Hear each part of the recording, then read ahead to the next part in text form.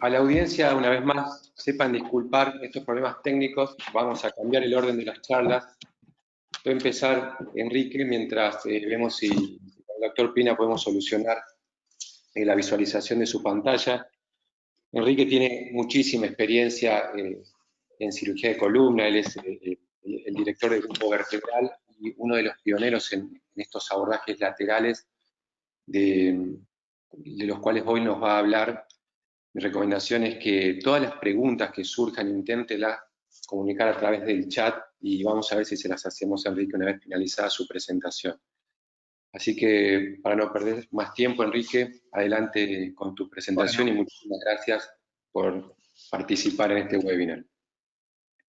bueno, muchas gracias a Orlos, a Johnny, a Claudio, a vos Federico, a Ricardo, que estuvimos en contacto para que hubiera una simbiosis en las presentaciones y que fuera provechoso para todos y que todo siguiera un orden bastante amigable.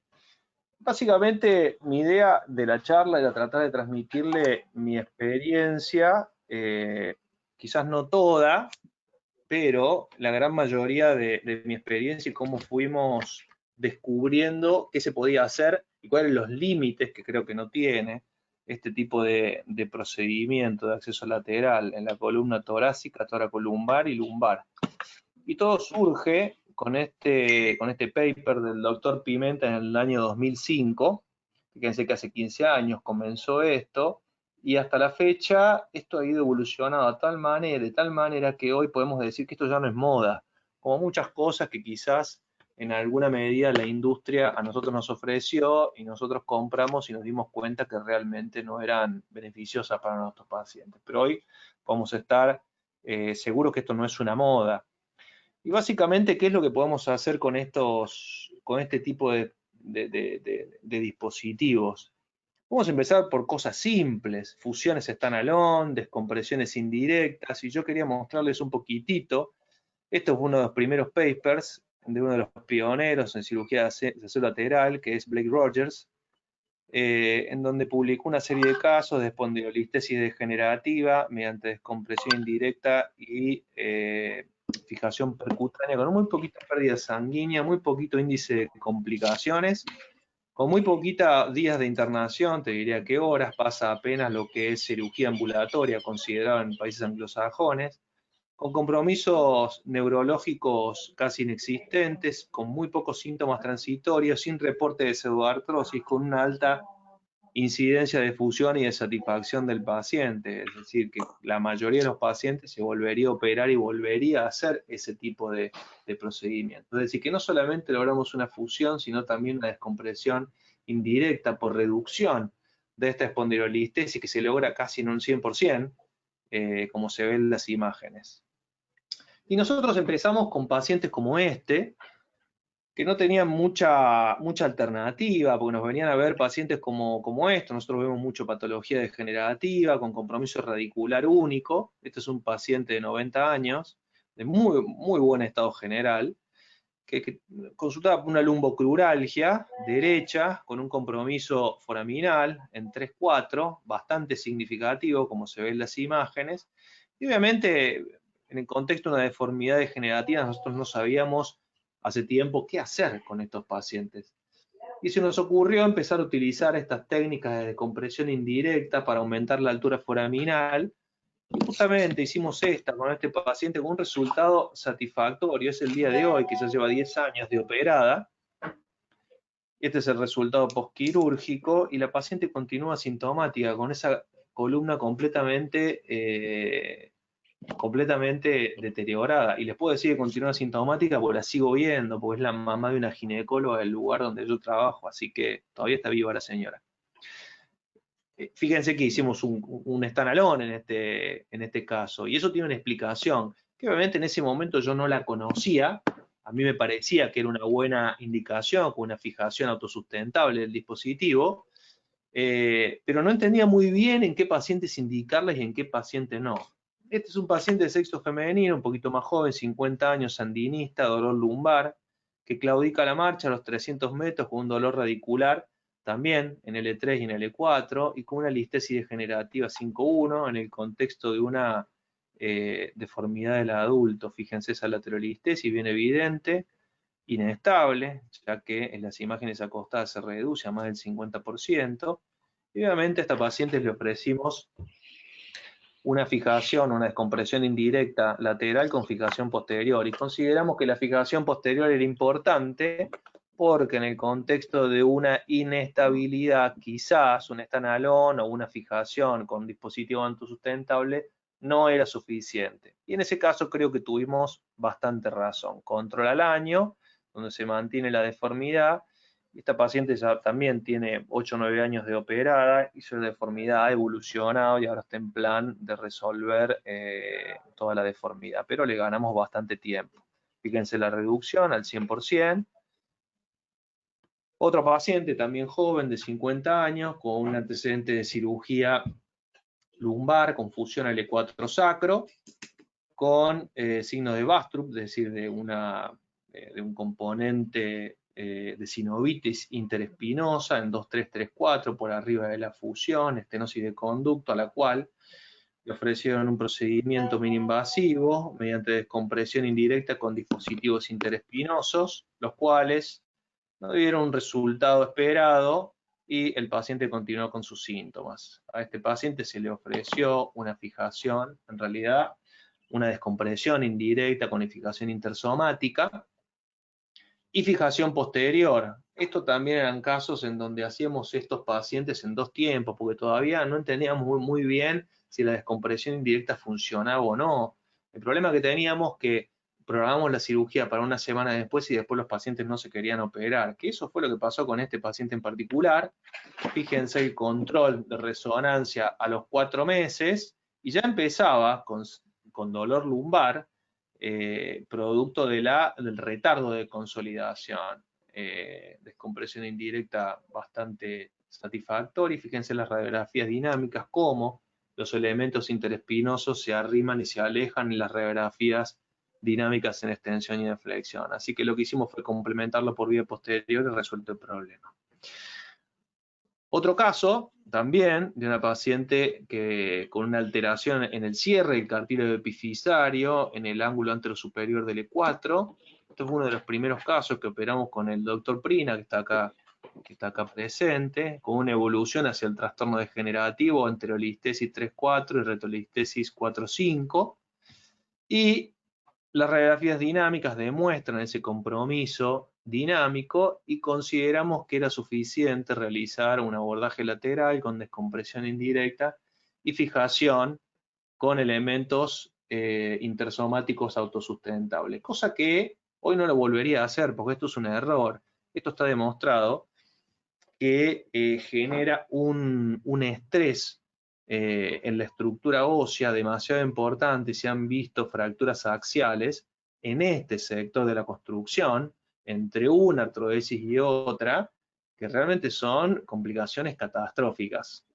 Así que hoy por hoy quizás esto no lo volvería a hacer, creo que no lo volvería a hacer, y no solamente por eso, sino también porque en la inestabilidad, fundamentalmente en la anterolistesis, no tanto en la retro, quizás la fijación intersomática sola, sin ningún elemento de fijación posterior, no está indicada.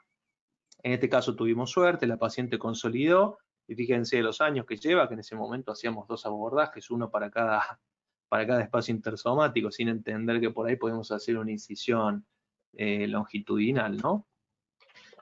Otro caso, en la cual se le realizó a una paciente operada en varias oportunidades, una fusión 4.5, con una listesis por arriba de la fusión, un vendeado asimétrico del disco en el frente, una listesis en el perfil y una hemisacralización que convierte todo ese bloque de fusión en un solo...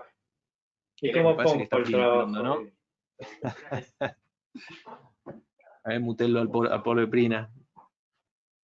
Perdón. Ahí vamos. Bueno, que convierte a ese disco en el primer elemento móvil a nivel proximal de la columna. Y obviamente era evidente que esto iba a pasar. ¿Qué es lo que fue lo que hicimos? Un abordaje lateral con un elemento, con un dispositivo autosustentable, que tampoco lo recomiendo en este tipo de casos, porque todo el estrés se transmite a ese dispositivo, no existe ningún elemento móvil por debajo de la artrodesis previa, entre 4 y 5, ya que la pelvis está anquilosada o está pegada a esa artrodesis primitiva. Y esta obviamente es una mujer con un stock óseo que por ahí es un poquito más, más débil comparativamente con un varón, comparativamente cómo se corrige el contorno coronal, que es fantástico estos dispositivos para corregir el contorno coronal, y cómo se reduce al 100% la espondilolistesis. Pero a los 4 o 5 meses tenemos esto con una pérdida absoluta de la descompresión indirecta y obviamente la necesidad de tener que reoperar al paciente. Es decir, esto es un error de planificación. Básicamente, ¿cuáles son las recomendaciones en estos primeros casos que nosotros hicimos y simples, fundamentalmente pesando en el standalone, que tiene un variable índice de éxito, que es o es independientemente eficaz en la corrección coronal, que no depende de ninguna maniobra adicional que nosotros hagamos, sino de nuestro expertise. El dispositivo ya per se es fantástico para corregir el contorno coronal, no así para el contorno sagital, entonces, que dependerá la corrección de ese contorno sagital de dónde nosotros colocamos ese dispositivo, si muy adelante, en el medio, si utilizamos dispositivos de diámetro anteroposterior pequeño, técnicas de resección de ligamento común vertebral anterior. Evitar pacientes con osteoporosis. No recomendamos el standalone en laterolistesis o anterolistesis. En la retrolistesis hemos tenido buena experiencia con dispositivos autobloqueados, así que yo les diría que si tienen buen stock óseo y, digamos, template esclerótico, con solamente signos de estenosis foraminal por retrolistesis en pacientes que tienen síndrome de adición, es una buena indicación. No está recomendado en pacientes con enfermedades autoinmunes ni tampoco en multinivel. Siempre el paciente tiene que tener un buen balance, si no está contraindicado. Ya hablamos de la densidad mineral. La técnica tiene que ser impecable, porque si la técnica no es impecable y violamos los templates, probablemente esto termine en una subsidencia del dispositivo. Y la utilización de dispositivos más largos, que superen el apoyo epifisario, no está demostrado que hayan mejorado el índice de fusión ni hayan disminuido el índice de subsidencia, así que eso es bastante relativo. Lo que les decía antes de los temples escleróticos y quizás una cobertura superior al 65% de la superficie del disco sería un factor positivo para evitar subsidencia, consolidación y fallo del procedimiento. En relación a las deformidades, a las escoliosis, hay muchos factores a tener en cuenta en la utilización de estos dispositivos. Fundamentalmente tenemos que entender las características del paciente, variables quirúrgicas y parámetros radiológicos. Dentro de las características del paciente tenemos cuenta de edad, sexo, densidad mineral, body mass index y todas aquellas cuestiones clínicas que tenga el paciente, y las variables quirúrgicas. Considerar los niveles de fusión, pérdida sanguínea y el tiempo operatorio, así como también los lugares de acceso quirúrgico. Y los parámetros radiológicos tenemos que siempre analizar con software los espinogramas, radiografías simples, dinámicas, contracción o en decúbito dorsal, resonancia magnética, y la TAC muchas veces, la mieloTAC inclusive nos ayuda muchísimo. Estas son todas las variables que tenemos que tener en cuenta cuando analizamos una resonancia magnética de un paciente con una deformidad, en la cual consideramos la cirugía de acceso lateral. Y en la tomografía, como ya les dije, la mieloTAC es un factor o es un elemento que nos puede llegar a dar mucha información. Como así también evaluar el foramen en relación a los síntomas, ya que estos dispositivos generan una descompresión indirecta maravillosa, ganando altura discal, como también entender que los neumodiscos son un excelente aliado en el caso que nosotros queramos corregir, tanto sea el contorno sagital como el contorno coronal. Básicamente, y en forma independiente, cualquier clasificación que utilicemos para las deformidades del adulto, ya sea MISDEF, clasificación de Uribe, clasificación de alteración del contorno sagital de Lamartina, clasificación de Schwab's de deformidades, Básicamente los tenemos que dividir de esta manera, a grosso modo. Problemas locales, problemas regionales y problemas globales. Cada uno de ellos, o cada patología, puede ser flexible, rígida o estructurada. ¿Dónde no está indicado este tipo de dispositivos? En las deformidades globales y en las que tengan alteraciones o condiciones estructuradas o fusionadas, pero sí en las demás. Un ejemplo de local, la retrolistesis, como hablamos antes. La retrolistesis puede ser fija o móvil. En el caso de que sea móvil, insisto, no se comporta como la laterolistesis, como la anterolistesis en relación a inestabilidad. Así que yo considero, en nuestra experiencia, que el stand-alone con dispositivos autosustentables es una buena indicación. Fíjese este caso con esta retrolistesis, estenosis foraminal.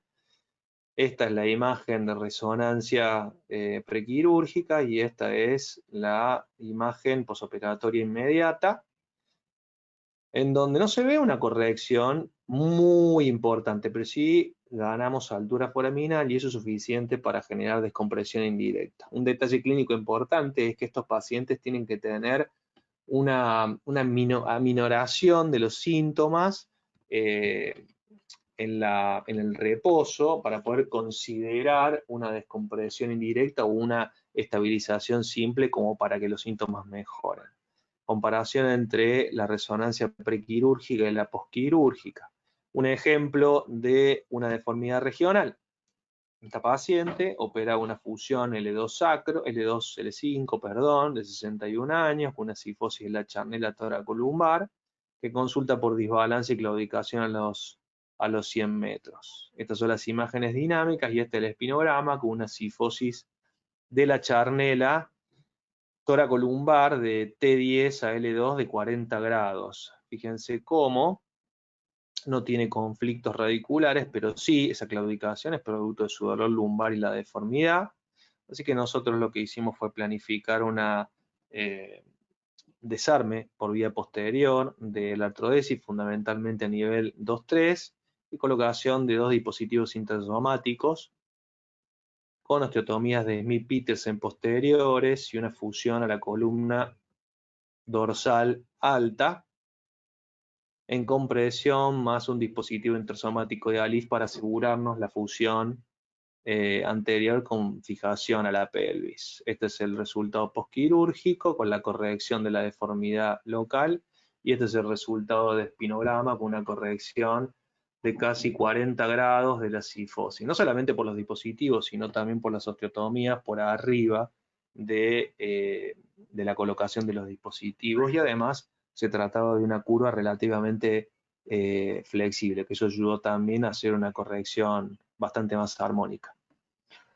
No solamente podemos corregir, sino también podemos corregir y a su vez descomprimir, es decir, que acá se relacionan los dos elementos que estuvimos hablando antes, corrección de una deformidad y descompresión indirecta. Este es el ejemplo de un paciente de 73 años con claudicación de la marcha y con una cifosis de la charnela de T11 a L2 de 37 grados. Fíjense la estenosis multinivel, fundamentalmente 3-4, 4-5 y en 2-3. Estas son las imágenes de resonancia.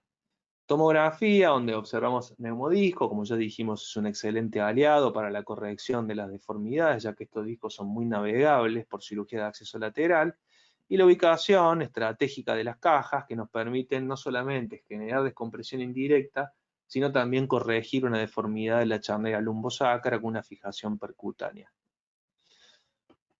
De los que le decía, la colocación estratégica de las cajas, una caja para descompresión indirecta en general es más posterior y una caja para ganar lordosis en general hay que tratar de colocarla lo más adelante posible. Y en los discos que tienen neumodisco se puede generar la avulsión de ese osteofito y eso se comporta básicamente como una ICR, como una resección del ligamento común vertebral anterior.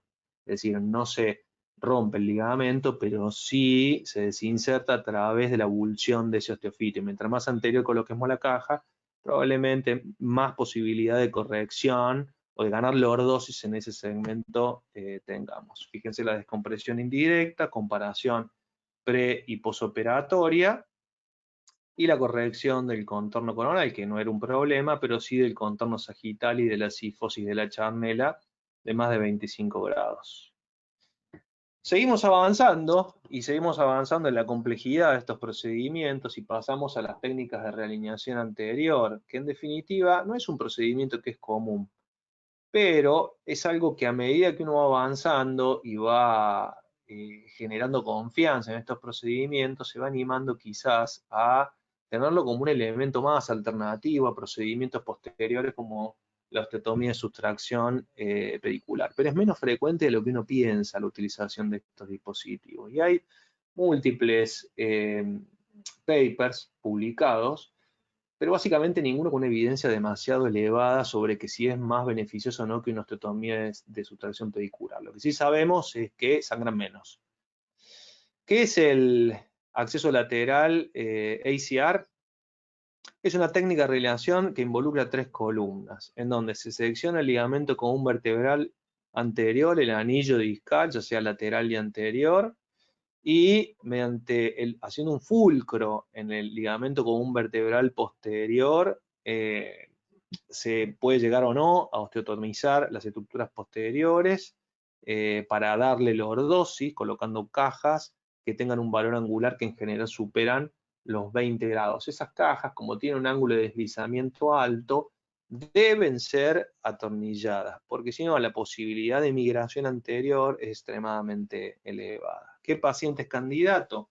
Esto es una pregunta en evolución, justamente por lo que hablamos antes, pero cualquier paciente que requiera más de 15-20 grados de corrección en un solo segmento es candidato a una cirugía de acceso lateral y axial. ¿Cuáles son las características del paciente? El espacio discal debe ser navegable. Ese espacio discal navegable me refiero fundamentalmente a las características discales fundamentalmente. Un neumodisco es una característica muy amigable y acá, si se juntan 3 características, que es neumodisco, osteofito y esclerosis de los Emplate, que yo los llamo NOE, para acordarme, que es neumodisco, osteofito y esclerosis de los Emplates, quizás podemos hacer una técnica que es bastante más segura, de ACR indirecto, sin la necesidad de ir a resecar el ligamento, sino mediante dilatación progresiva lograr la abulsión de ese osteofito y de esa manera desinsertar el ligamento común vertebral anterior y colocar dispositivos que no tengan un ángulo de deslizamiento muy elevado y no necesariamente tengan que ser atornillados.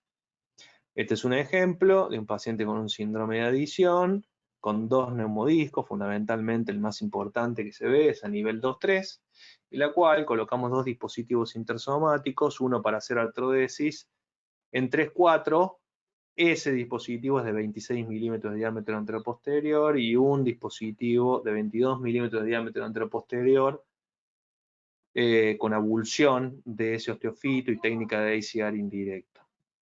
Fíjense la tomografía, cómo se ve que son 2 dispositivos de dimensiones completamente distintas que buscan 2 cosas diferentes.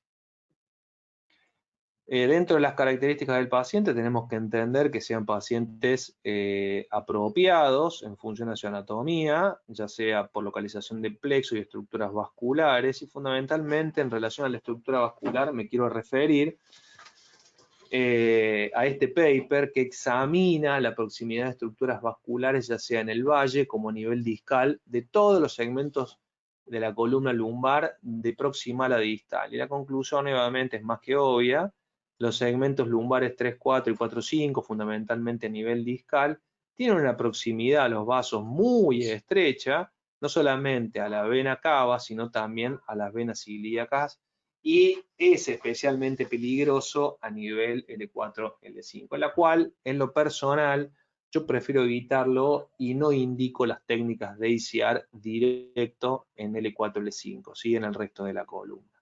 ¿Qué equipo es candidato? Aquel que tenga un conocimiento profundo de la técnica de acceso lateral, una comprensión profunda de los principios de la deformidad y que se sienta muy cómodo con la anatomía retroperitoneal, que todo esto es un aprendizaje y un ejercicio. ¿Y qué podemos esperar de él? Básicamente, ganar lordosis. Y esto está demostrado no solamente con la utilización de cajas de diferente valor angular, sino con diferentes gestos que uno puede llegar a realizar por vía posterior, ya sea con facetectomía o osteotomías de Smith-Petersen, que nos van dando mayor posibilidad de corrección. Es decir, que la caja por sí sola corrige, pero esas técnicas de acortamiento de la columna posterior ayudan a ganar valor angular. Este es un paper interesante que yo se los quise traer, que fue uno de los primeros papers que comparaba osteotomía y sustracción pedicular con técnicas de ICR, en donde se vio que no había diferencias en las tasas de complicaciones. Ojo, este paper incluye casos de ICR en el E4 y el 5, donde realmente ahí sí la tasa de complicaciones es estadísticamente significativa en comparación al resto de los niveles. Pero no hubo diferencia en relación a los parámetros lumbo y espinopélvicos, si comparamos la osteotomía de sustracción con la técnica de ICR. La técnica de ICR tiene una clasificación, que es la clasificación que publicó Uribe y colaboradores, en donde tenemos un grupo A, que es la simplemente colocación de la caja hiperlordótica, y después 5 grados, del 1 al 5, dependiendo de los gestos adicionales a la caja que se vayan generando. El tipo A, como ya les dije, solamente es la caja. Este es un caso de un paciente de 80 años con múltiples comorbilidades, operado, con una pseudoartrosis a nivel de 1-2, fíjense las radiografías dinámicas, que cumplen con las características que les dije, neumodisco, esclerosis y osteofito. Entonces, ¿qué hicimos con este paciente? Lo que hicimos fue reinstrumentarlo por vía posterior, y en una técnica de acceso lateral hicimos una ICR indirecto, que básicamente se comporta como una ICR de tipo A, con esta corrección y este resultado postquirúrgico.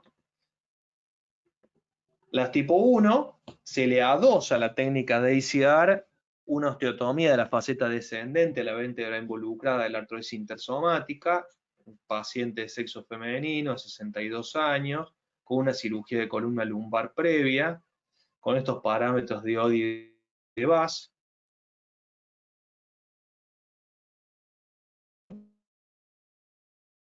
Regresando a nivel que pasa.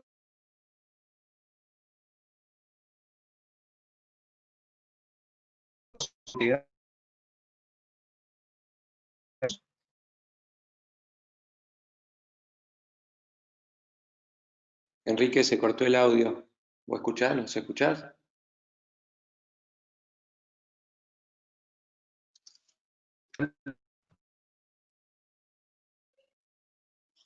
Les pido disculpas nuevamente, estamos con problemas Hola. ahora. Ahora sí, Enrique.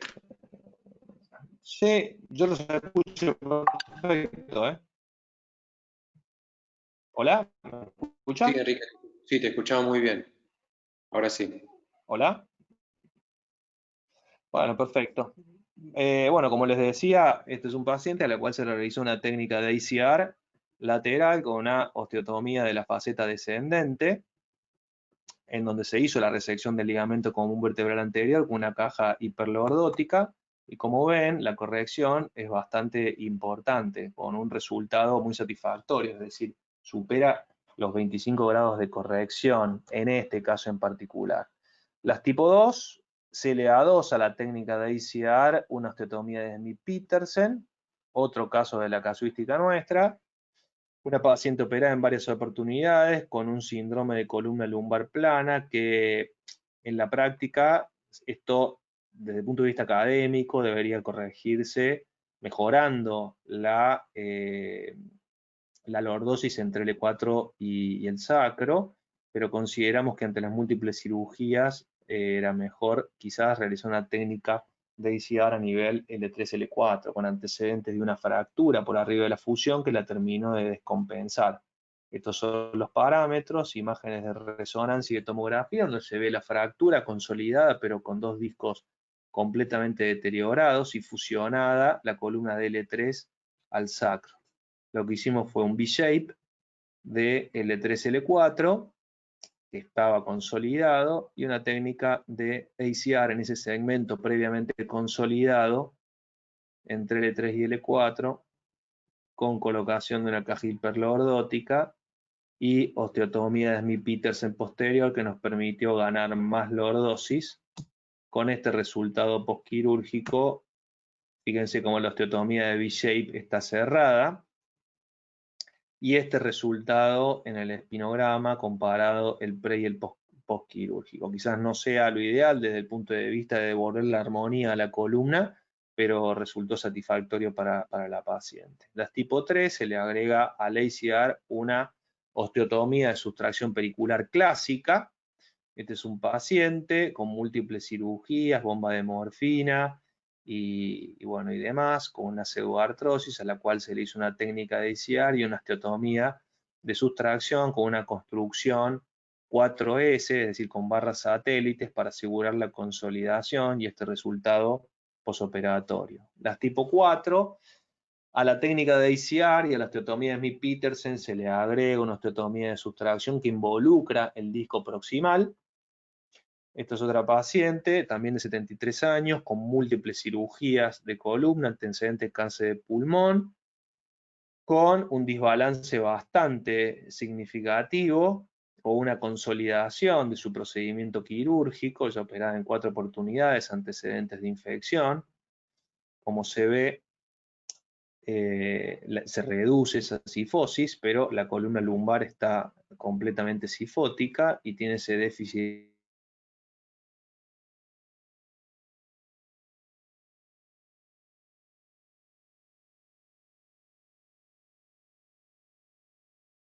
de tocóseo a nivel proximal de la artrodesis. Como se ve también una consolidación bastante. Y lo que decidimos realizar es una técnica de ACR en el espacio proximal de la instrumentación y una osteotomía de sustracción que involucre el disco proximal a L4 con este resultado y esta imagen postquirúrgica también con una construcción, insisto en esto, con barra satélite 4S, porque esto obviamente elimina casi al 100% la posibilidad de pseudoartrosis en estos pacientes ya que son añosos y con múltiples cirugías. Y las tipo 5 básicamente es una resección vertebral completa, pero la bibliografía, yo la verdad que no considero que esto sea una técnica de ACR, esto es una vertebrectomía y punto. Fíjense cómo en la bibliografía, en el artículo original que describe la clasificación de ACR, hay solamente un caso para considerar la tipo 5, que es un caso de Greg Mundis y no mucho más. Pero no todo es alegría, porque a veces estas técnicas requieren ser muy prolijos, e insisto en que no tenemos que violar los templates, y ante la menor duda hay que pecar de más y no de menos. Esta es una paciente operada, ya con una espondilolistesis a nivel 3-4, una patología degenerativa 4-5, en la cual se le realizó un acceso lateral 4-5 y una técnica de ACR a nivel 3-4 con subsidence. Fíjense que tiene una subsidencia a nivel de la tercera vértebra lumbar, que obviamente terminó en esto, que no es una situación muy agradable. Obviamente tuvimos que salir al rescate de este caso. En definitiva, el ACR es un elemento muy poderoso para restaurar la lordosis lumbar, la distribuye en forma armónica si lo hacemos correctamente y elegimos bien el espacio donde hacerla. Es una alternativa a la osteotomía de sustracción pedicular, como también es un complemento en grandes deformidades sagitales, pero hay que tener un entrenamiento muy, muy importante en técnicas regulares de acceso lateral, que es de capital importancia para esto. ¿Cuál es el siguiente paso, a mi juicio, en todo esto? Y yo creo que el siguiente paso es la customización mediante impresión 3D de dispositivos intersomáticos para pacientes que requieran una corrección tremendamente aguda, ya sea en el plano coronal y sagital, es decir, tridimensional, en el contexto de una deformidad. Me parece que por ahí viene la cosa. Así que, bueno, espero que les haya servido un poco. Les quise narrar un poco cuál había sido mi experiencia en todos estos años, fundamentalmente en lo que se refiere a cirugía toracolumbar. Enrique, espectacular. La verdad que te felicito. Mira, cada vez que se me iba ocurriendo alguna pregunta para hacerte, ibas detallando los pasos y los tips. Y la verdad que pocos tienen el poder ese de resumen y poder ir desde lo desde lo básico hasta estas técnicas más complejas de correcciones mediante el ACR. La verdad que nos diste la indicación precisa para los pacientes, una muy buena indicación, y cuándo están alone, cuándo sí, cuándo no, sobre todo para los que empiezan con la técnica y se sienten muy tentados a colocar un stand alone.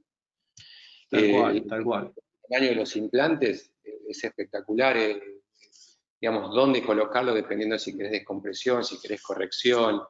Lo de Noe es un gran aporte con esa ACR indirecta, y después el haber ido mostrando cada uno de los niveles, de los grados de ACR diferentes, fue muy bueno. Inclusive al tipo 3 le sacaste hasta el parche en el ojo, fue un espectáculo el resultado. Ese sí, tal cual. La verdad No, que pero muy bueno, te agradezco, era el objetivo, ir de menos a más, porque, digamos, insisto, cuando hablé contigo dije, el tip tiene que ser, esto no es moda, y yo hace 15 años que vengo siguiendo esto y lo vengo haciendo prácticamente hace 10, desde que llegó a la Argentina. Y a mí me ha dado muchas satisfacciones e incluso ha cambiado mi manera de pensar los pacientes. E incluso lo sigue generando, ¿eh? La gente por ahí piensa de que yo soy un gran colocador de cirugías de acceso lateral, pero yo te puedo asegurar que esto es, que es la colección de años en los cuales yo, en lo personal, me ocupé de entender en qué pacientes sí, en qué pacientes no y qué. Exacto. En mi práctica yo no uso mucho estas técnicas, pero bueno, hice muchas porque llevo mucho tiempo, no por otra cosa. No, pero se ve muy bien reflejado en lo que te digo, o sea, en tu charla se ve reflejado inclusive el cambio de paradigma en algunas indicaciones, también mostrar la complicación de que esto no es algo tan sencillo, es muy bueno. Ahí estamos viendo que Ricardo pudo conectar su charla. Yo te voy a hacer dos preguntas cortitas, Enrique. Un poco me gustaría si tenés algún tip para darnos, bien, más en la técnica, para evitar la parálisis de los músculos del abdomen, esa hernia lateral que a veces lamentablemente vemos, aún cuando los resultados en términos de dolor y de corrección de deformidad sean excelentes. Y también, en la misma línea, si hay algún tip dentro de todo lo que ya vimos en la literatura, ¿no? que sabemos todos, para evitar algún tip tuyo, para tratar de evitar dañar el flexo en L4, L5, donde sabemos que por la técnica lateral es donde se ve más frecuente.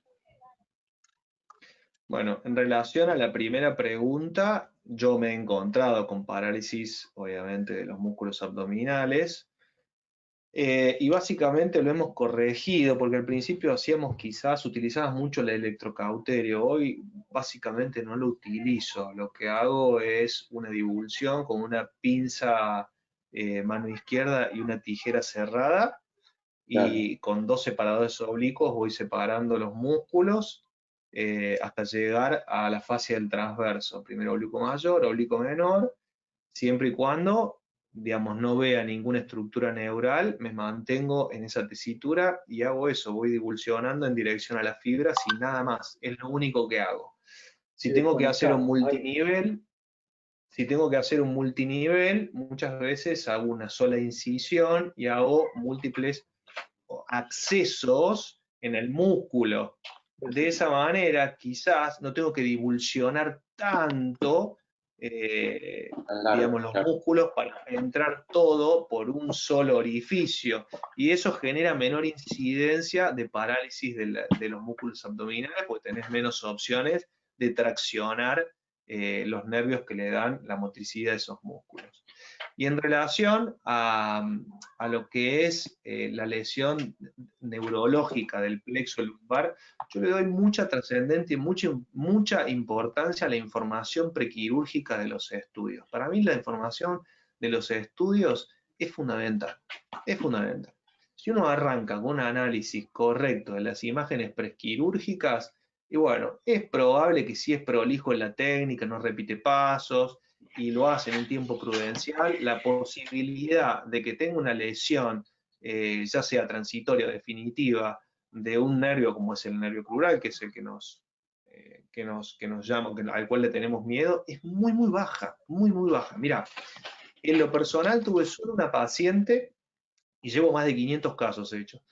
Yo tengo una sola paciente que el error lo cometí yo. El error lo cometí yo. Mirá dónde lo cometí. Es una paciente que tenía una estenosis 3445 y yo dije, bueno, le voy a hacer 2 accesos laterales y una fijación percutánea. ¿Qué pasó? No tuve en cuenta las dimensiones de la paciente. La paciente era una paciente chiquita y tenía cuerpos vertebrales pequeños. Entonces, la invasión que yo tuve que hacer a ese plexo sin tener en cuenta el diámetro anteroposterior de los cuerpos vertebrales fue tan grande, porque después cuando veía el footprint de esos dispositivos que estaban bien puestos, llegaba al 80% de la superficie del cuerpo vertebral. ¿Me entendés? Entonces, ahí cometí un error, porque tuve que generar una apertura y una divulsión del músculo bastante importante. Y esa paciente hizo una parálisis del crural. Se recuperó, porque la ventana de acceso era correcta, pero fue muy agresivo para la paciente. ¿Y por qué? Porque no contaba con dispositivos apropiados para esa paciente. Entonces, quizás hoy no hubiera elegido esa técnica para esa paciente, porque no tuve la suficiente inteligencia de ponerme a analizar lo que siempre analizo. En la vorágine se me pasó, y bueno, y me tuve que comer 6 meses con la paciente, viste, que tenía una parálisis de flexión de cadera y de cuádriceps, que después se recuperó, pero bueno, es un mal rato. Creo que el secreto está ahí, y en el timing, el equipo quirúrgico es fundamental. El timing es fundamental. Mirar bien los estudios previos y estos tips en las partes blandas de tratar de monopolar y ir con disección tipo como si fuese un apéndice. Bueno, buenísimo. Exacto. Ricardo. Y si tenemos que hablarlo, te agradezco una vez más y bueno, vemos que Ricardo pudo conectar su clase, así que gracias una vez más, Enrique, y bueno, les voy a presentar a Ricardo. Ricardo Pina es el jefe de neurocirugía de la Clínica Güemes en Luján. Es un placer tenerlo con nosotros y que nos da la charla de los abordajes anteriores y las cajas anteriores. Y gracias a ustedes por soportar, y no soportar en realidad, porque la clase de Enrique estuvo espectacular, pero de aguantar este tiempo. Vamos a prolongar un poquito más el chat, pero vale la pena escucharla a Ricardo porque tienes muchísima experiencia en esto.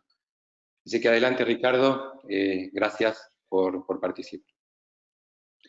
Bueno, gracias Fede por la presentación, gracias Orlos por organizar este seminario. Y bueno, hablar después de Gobi es como ver al Barcelona y ahora tenemos que ver a Sacachispa. Pero vamos a hacer lo posible para...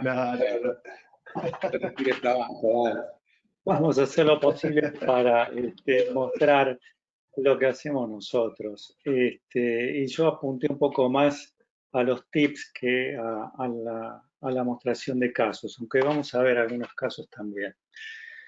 Nosotros empezamos a hacer esta técnica del abordaje anterior a la columna lumbosacra en el año 2005 y la empezamos a hacer para la artroplastía lumbar, no para los ALIF. Pero la experiencia en el abordaje nos vino muy bien y la estamos aprovechando en los últimos años para hacer los ALIF. Esta es la posición que utilizamos, la posición de Da Vinci, que es la que se usa en Europa. Nosotros aprendimos la artroplastía en Francia. Y en Estados Unidos usan la posición con las piernas juntas. A nosotros nos queda más cómodo esto.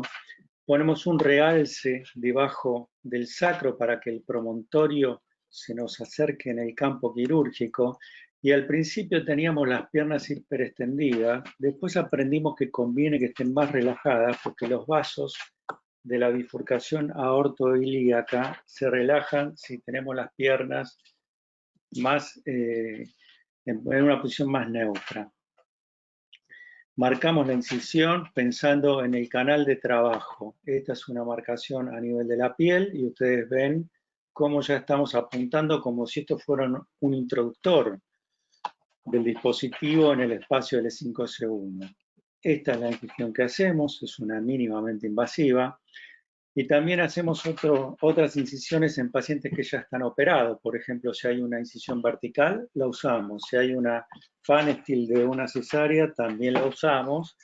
Y únicamente que es mucho más baja, tenemos que disecar y divulsionar la parte superior de la incisión para llegar al promontorio. El abordaje es extraperitoneal siempre que se puede, casi siempre se puede. A veces se desgarra el peritoneo, tratamos de suturarlo con puntos para que las vísceras se mantengan dentro de la bolsa y no sean un estorbo en el trabajo que sigue a continuación. Esto lo hacemos siempre, siempre con cirujano vascular. La aponeurosis la abrimos de manera longitudinal, durante mucho tiempo lo hicimos transversal porque es menos eventrógena, pero la longitudinal nos da más campo quirúrgico. Esta es una foto vieja de cuando hacíamos artroplastía, pero sirve muy bien para mostrar el abordaje. Y tenemos que recordar que estamos trabajando en esta zona de la bifurcación de los grandes vasos. Y esto nos sirve para mostrar la posición de las valvas. Si nosotros logramos esta posición de las valvas, es mucho mejor para después poder introducir los elementos que tienen que trabajar en esta ruta longitudinal, sobre todo cuando ponemos los tornillos. Al poner un tornillo en S1, necesitamos que esté libre la ruta hacia arriba. Y cuando ponemos el L5 necesitamos que esté libre hacia abajo. Si pusiéramos los separadores como puntos cardinales, nos entorpecería la línea de trabajo. Esto es lo ideal. ¿Qué hacemos con los vasos? Los podemos ligar, les podemos poner clip o los podemos coagular. Lo que no tenemos que hacer es mezclar coagulación con clip y ligadura. Porque lo que hace, si hacemos una ligadura o un clip, no debemos coagular el vaso porque esto genera una escara y lo que vamos a conseguir es que se suelte el clip o la ligadura. Desde hace bastante tiempo ligamos los vasos sacros medios, que puede haber 1, 2 o 3 entre venas y arterias con coagulación bipolar. Estos son los estudios prequirúrgicos que pedíamos al principio. Y como ven en la foto de la izquierda, si queremos hacer un abordaje L4, L5, tenemos que avanzar por el costado lateral, corriendo toda la bifurcación. En cambio, si vemos la foto de la derecha, la bifurcación está en L3, L4 y podemos abordar el 4-5 y el 5-1 por el medio de la horqueta, digamos, de la Y de la separación de las arterias. Actualmente, desde hace bastante tiempo, aprendimos a leer en los cortes axiales dónde está la bifurcación. Y no hacemos más este tipo de estudio, pero podemos tenerlo en cuenta en algún caso dudoso. Y así es como vemos que en algunos casos se puede colocar un doble ALIF a través de la bifurcación aortoilíaca. Monitoreamos la oximetría del pulso, lo ideal es lo que se ve en la foto de la izquierda, que esté presente. Si pasa lo que dice la foto de la derecha, podemos seguir trabajando durante 20 minutos. Si en 20 minutos no completamos nuestro procedimiento, hay que retirar las valvas, relajar, recuperar la oximetría y luego seguir trabajando. Generalmente el proceso, si todo va más o menos bien y el campo está bien preparado, por ahí en 20 minutos se puede conseguir, pero a veces no, entonces tenemos este recurso de aflojar y volver a ingresar. Para el abordaje L4, L5 y L5, S1, usamos esta incisión oblicua a nivel de la piel que nos da un mejor abordaje. Acá vemos un caso viejo donde hacíamos algunos casos híbridos. Tenemos una artroplastía en L4, L5 y una artrodesis en 5-1. Acá lo vemos en este caso en una paciente muy joven, de 27 años, que decidimos hacer esta técnica y estamos muy conformes. Ya lleva más de 7 años de evolución con una buena dinámica de la construcción. El disco funciona y la caja sola hizo una artrodesis. Acá teníamos el estudio para ver la bifurcación alta en L3, L4. Y acá vemos un control postoperatorio. Habitualmente no utilizamos cajas solas, lo hicimos aquí porque si queríamos hacer un abordaje mínimamente invasivo anterior y tratar de no invadir los músculos posteriores, ya que estábamos poniendo un disco. Los fabricantes dicen que esto es similar a una fijación en 360 grados. Lo dice Sintes, lo dice Sentinel también. Nosotros no lo hacemos con mucha frecuencia. Generalmente hacemos la doble vía. Solamente en el caso de un híbrido no invadimos los músculos posteriores. El ALIF lo podemos utilizar como único elemento de tratamiento o como una herramienta en el tratamiento de la deformidad, que es lo que más nos interesa últimamente. Como único elemento de tratamiento también es atractivo para ciertas patologías. Por ejemplo, este caso en una paciente de 51 años con lumbalgia invalidante y ciática bilateral, que vemos cómo progresa esta listesis que parece un grado 2 a un grado 3 en un año y pico. Acá lo podemos ver mejor en una radiografía más focalizada, cómo progresa la listesis en un año y medio. Pero cuando hacemos la resonancia y la tomografía, que imagínense que está en posición acostada, vemos cómo esa listesis, que ya es un grado 3, está bastante móvil y se reduce, y esto nos anima a hacer un abordaje anterior. Acá tenemos en la foto de la izquierda la marcación, donde ya estamos pensando en el canal, en la ruta de trabajo, la marcación de la línea media. Y aquí empezamos a dilatar el espacio luego de la disectomía. Acá hay un tip importante. Si ustedes ven el introductor del probador, la punta ya está tocando el template de L5. Si nosotros seguimos progresando en esa dirección, lo que vamos a provocar es una lastimadura del emplate y que después podamos tener una subsidencia. La maniobra acá es esta. Tenemos que empujar el mango del introductor hacia cefálico para que quede paralelo al platillo de L5 y luego continuar introduciéndolo. Acá lo vemos con uno más grande. Pasa lo mismo. Si nosotros lo ponemos naturalmente, va a apuntar ahí. Hay que forzar esta maniobra para poder usar un canal de trabajo limpio y no lastimar el emplate. Bueno, acá vemos entonces ya el resultado final. Se complementó con un abordaje posterior. Después me gustaría si Enrique nos puede dar algún tip para conseguir una reducción mayor a la que nosotros conseguimos, pero esto fue lo mejor que pudimos hacer. Vamos a ver otro caso de una paciente de sexo femenino que tiene claudicación de la marcha y radiculopatía no deficitaria L5 derecha. Si ustedes ven la foto, por ahí ya se imaginan que vamos a hacer un tratamiento global de la deformidad, pero solamente se trató el síntoma invalidante de la paciente. Acá en la resonancia se ve la compresión a nivel de L5S1, sobre todo del lado derecho. Y acá en la tomografía se puede observar prácticamente completamente obturado el foramen del lado derecho. El izquierdo también, pero el derecho mucho más que era el lado de la sintomatología. Acá entonces vemos la cirugía, el ALIF y la descompresión indirecta que esto genera.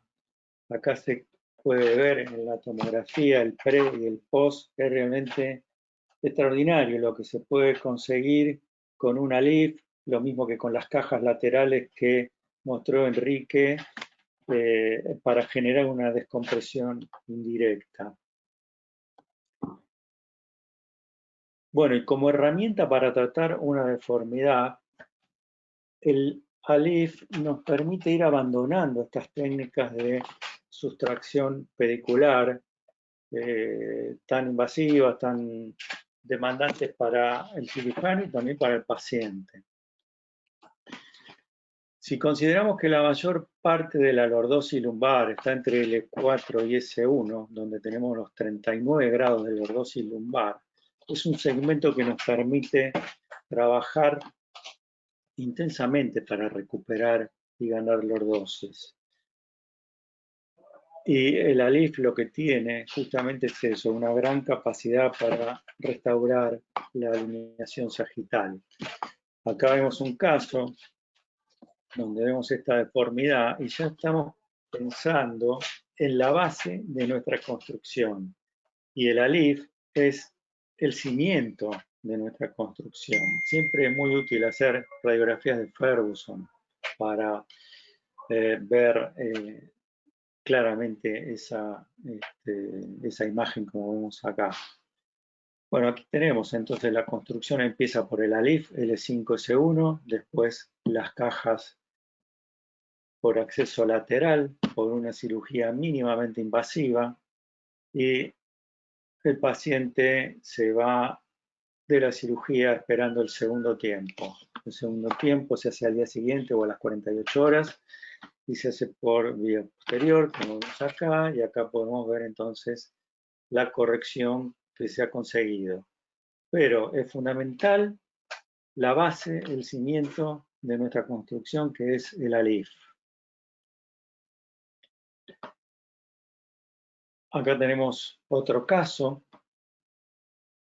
donde vemos ya que hay afectación de los tres últimos discos lumbares y como bien dijo Enrique, ya en la radiografía simple de perfil podemos ver que hay neumodisco en los tres niveles, lo que es el gran amigo para el trabajo de las cajas.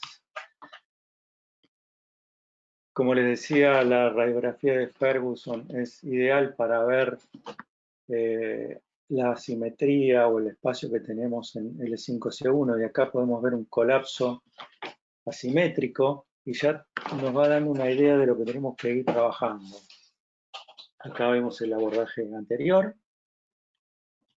la marcación en la paciente delgada. Ustedes ven que este instrumento está empujando desde la piel, está muy cerquita del promontorio. Marcamos la línea media y acá empezamos a trabajar con los dilatadores.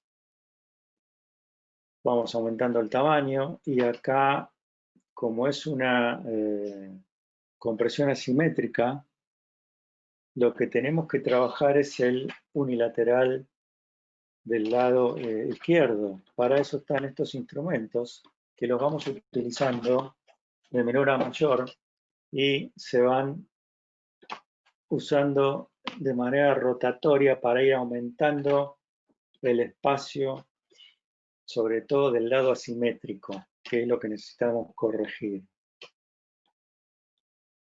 Acá seguimos aumentando el espacio con dilatadores, este es unos 20 grados. Y acá ya estamos introduciendo el ALIF.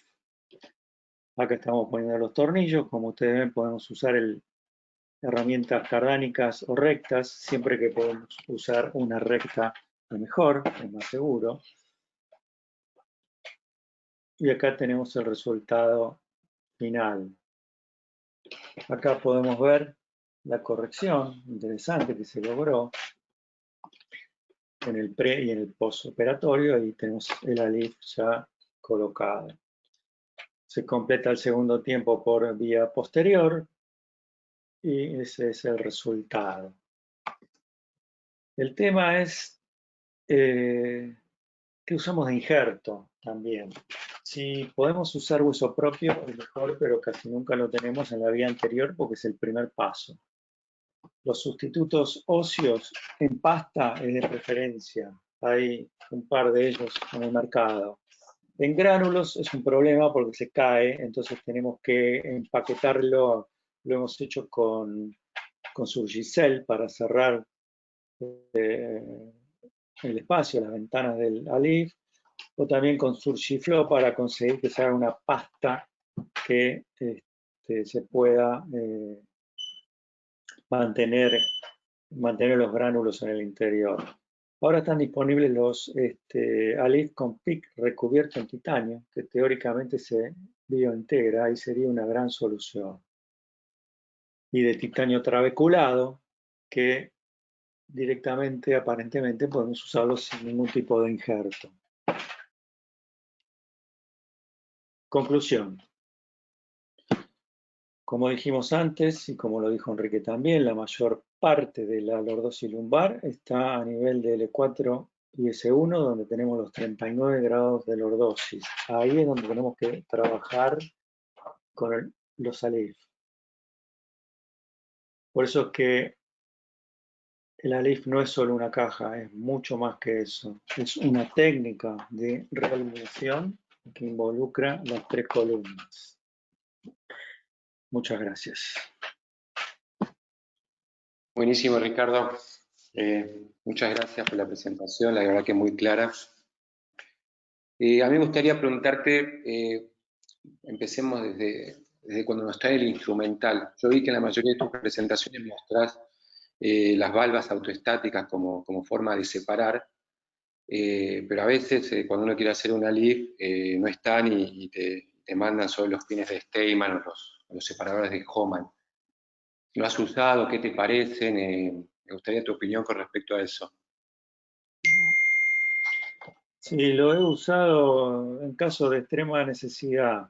Hay veces que cuando hay es muy difícil relajar el paciente y pacientes obesos, a veces lo usamos como complementario de la valva. Es decir, cuando vemos que la valva tiende a correrse a la línea media, bueno, le metemos un clavo para que la valva no se corra y se mantenga ahí. Pero operar solamente con clavo de Steinman no es lo que más me gusta. Prefiero los autostáticos. Cuando nosotros aprendimos esto, Marné, que hace artroplastías a varios niveles, lo hace todo con clavos.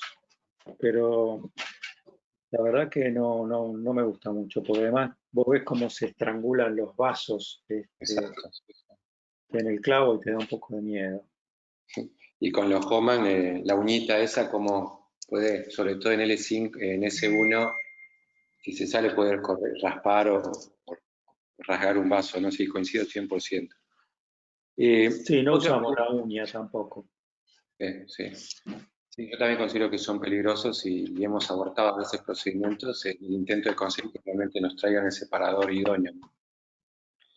Después cuando tenés estos escalones en listesis o bien cuando al nivel lo tenés muy escondido dentro de la pelvis, más allá de los gestos descompresivos y de cómo con el mando ir hacia caudal en el gesto ese de palanca, ¿qué pensás de algunos, viste, remueven una porción de L5? ¿Eso te gusta a vos? ¿Crees que se crea un defecto muy importante en el platillo, en la parte de adelante de L5 y preferís no hacerlo? ¿Qué pensás de eso? Mira, nunca tuvimos necesidad de hacerlo. Es decir, siempre hemos logrado trabajar en esos niveles aún cuando hay mucha retropulsión. No me gustaría tener que refrescar cuerpo de L5, pero bueno, me imagino que si no hay otra alternativa se podría hacer. Pero nosotros no tenemos experiencia en eso, no lo necesitamos nunca. No, pero está bueno que en la mayoría de los casos se puede resolver sin esa necesidad, siendo lo suficientemente paciente para ir distrayendo con probadores de forma consecutiva hasta lograr que entre la caja que uno quiere, ¿no? Está muy bien eso, Ricardo. ¿Tuviste problemas con, Sí. con la cadena simpática? Es común verla, y si la viste, porque viste que a veces es un poco difícil de sacarla del campo cuando uno la identifica. ¿Alguna recomendación con eso? No usar nunca coagulación monopolar. Bien. Usar coagulación bipolar siempre que estamos seguros que, que estamos coagulando solamente el vaso y con irrigación de agua fría. Y en general nosotros no hemos tenido nunca ningún problema. tratamos de separar, de correr, de ahí nos tomamos un poco de tiempo en eso. Buenísimo. Bueno, Ricardo, muchísimas gracias por compartir tu amplia experiencia en esta técnica. Enrique, no sé si vos querés hacerle alguna pregunta. Sí, pero ya más o menos la respondieron las preguntas. Igualmente, yo con esto, a pegar con Ricardo, hacemos esto Trabajan hace juntos. muchos años. Sí, olvídate, lo hacemos juntos, así que tenemos un poco de todo, pero por ahí para la gente que está en el auditorio, nosotros siempre abordamos por izquierda. En algún caso en particular, has tenido la necesidad de abordar por derecha, ya sea porque está operada a la izquierda o porque te resultó más cómodo por la anatomía o por algo en especial. No, siempre fuimos por la izquierda, no recuerdo que tengamos que haber ido por la derecha, incluso en reoperaciones, ¿no? Que son complicadas, pero siempre fuimos por la izquierda. Y en esa misma línea, Ricardo, yo te pregunto, sobre todo cuando uno va a L4, L5, viste que a veces, si bien la bifurcación está justo en el cuerpo de L5, es posible utilizar la vía oblicua. ¿Hay algún problema en dejar la caja un poquito más excéntrica, un poco más tirada hacia la izquierda? ¿Eso tiene alguna injerencia en la corrección, inclusive en la descompresión que uno quiere lograr? Pienso que no, que se podría hacer. El tema es que no se te meta la caja en el foramen, que eso nos pasó una vez en un caso en el E5C1, que la caja quedó muy lateralizada, no porque tuviéramos problemas con los vasos, sino porque la deformidad de la paciente, la espondiloartrósica, era muy difícil determinar dónde estaba la línea media. Entonces, no sé si conviene poner las cajas muy laterales, porque te puede pasar eso, que se comprima la raíz en el foramen. Siempre pudimos separar bastante bien. Claro, yo creo que un poco iba a que por más que nosotros nos tengamos una bifurcación alta, se puede labrar ese espacio ahí de a poquito. Si bien entra lateral, a medida que uno va trabajando el espacio, la puedes ir llevando a la mitad y sí, coincido que no es bueno ponerla muy, muy lateral, pero a nosotros nos gusta mucho la vía anterior y creemos mucho en labrar el L4, L5 para poner las cajas por esta vía. Así que...